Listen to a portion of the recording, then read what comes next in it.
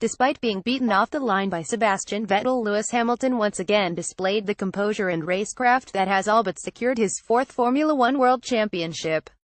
There was no problem with the British driver's start, but Vettel had it hooked up exceptionally well and had the inside line going into turn 1. Hamilton went to squeeze him, but recognized he could not hold the place, and avoided any potentially racing contact. The contrast with Vettel's reaction to being jumped by Max Verstappen in Singapore could not be clearer. The crash that ensued is one of the moments that has cost Vettel his title challenge. Hamilton knew to play the long game, as he did when choosing not to defend aggressively against Verstappen in Malaysia. It paid off again. Vettel worked his tires too much in the early stages and was powerless as Hamilton sailed past him on lap 6. His Mercedes was on song in Austin, but these are the moments that dictate how championships are won, and so it proved. The title is all but in his hands. Testing limits. Verstappen, too, had a remarkable race, coming back to 4th from 16th on the grid. He had scythed through the field with great skill, but it was his demotion from 3rd for exceeding track limits on his last lap dive past Kimi Räikkönen that caught all the attention. He was furious, his dad, Josh, was furious, Christian Horner, the Red Bull team principal, was furious, and Twitter worked itself into a positively apoplectic froth. The steward's decision was based on the principle that Verstappen had gained an advantage by putting all 4 wheels off the track. The problem in Austin was that drivers had been abusing track limits all weekend without punishment. As Horner pointed out, the race director was quite clear he had no issues with track limits. So some had already been gaining advantage by going wide, allowing themselves to get on the power earlier. Verstappen was pulled up because when he did so he made a pass. Inconsistency is the problem, and it riles drivers, teams and fans. Setting firm boundaries at the start of the weekend has to be better than seeing yet another on-track result reversed after the flag. Sainz off to a flyer. Carlos Sainz's talent has rarely been questioned, and in Austin he once again confirmed he is likely only to improve. With 9 points finishes for Toro Rosso this season, he has eclipsed his then-teammate Daniil Kvyat. Making his debut for Renault in Austin to replace Jolly and Palmer, he proved emphatically that the team made the right choice in taking him on. Starting from 8th on the grid, he finished in 7th, scoring 6 valuable points. In doing so, he pulled off a breathtaking move on Sergio Perez up the inside of turn 19 on lap 33.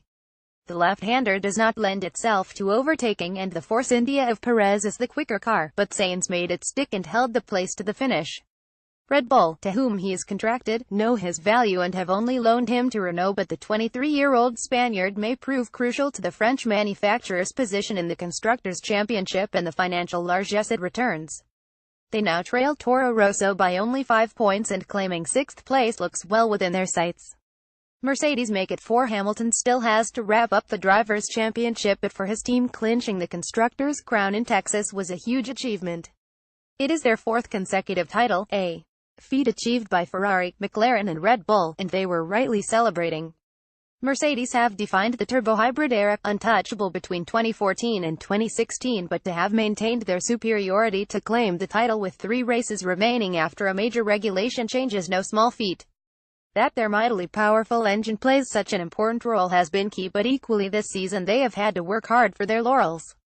Their diva of a car has been tricky to manage and required constant development.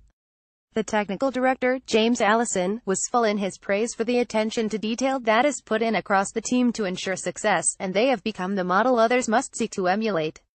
But Ferrari must also consider they might have pushed them harder with a driver better able than Kimi Räikkönen to return consistently high points finishes. His unthreatening position in relation to Vettel may suit the German, but has left them lacking the two-pronged attack needed to challenge Mercedes. Sauber drivers Marcus Ericsson, right, and Pascal Wehrlein walked to the grid amid much fanfare in Austin. Photograph Mark Thompson. Getty Images. Putting on a show. The expected hoopla in the pre-race build-up was everything that had been predicted as F1's owners Liberty Media looked to put their stamp on their first home Grand Prix since taking over the sport. Usain Bolt was waving the green flag, cheerleaders abounded, and the sports announcer Michael Buffer gave a series of suitably hyperbolic introductions to the drivers who emerged from a smoke-filled tunnel. Like it or not, and many did not, it did not feel out of place at an event held in the US where putting the show business into sport has long been favored. Hamilton was one driver who came down firmly in favor of a spot more razzmatazz at races. "I think it's great, the Americans. They're way better than us Europeans at putting shows on," he said. "There's more of an atmosphere. I like that it's starting to spill over into this. That's the best start of a Grand Prix I think I've seen, and if we can bring that more into Formula One culture, it's just going to be more exciting. It is hard not to imagine it would become tiresome pretty swiftly if applied to every meeting, but amid the sunshine and cowboy hats, the Circuit of the Americas put on an opening that worked, and if it attracts more fans in the US, all the better.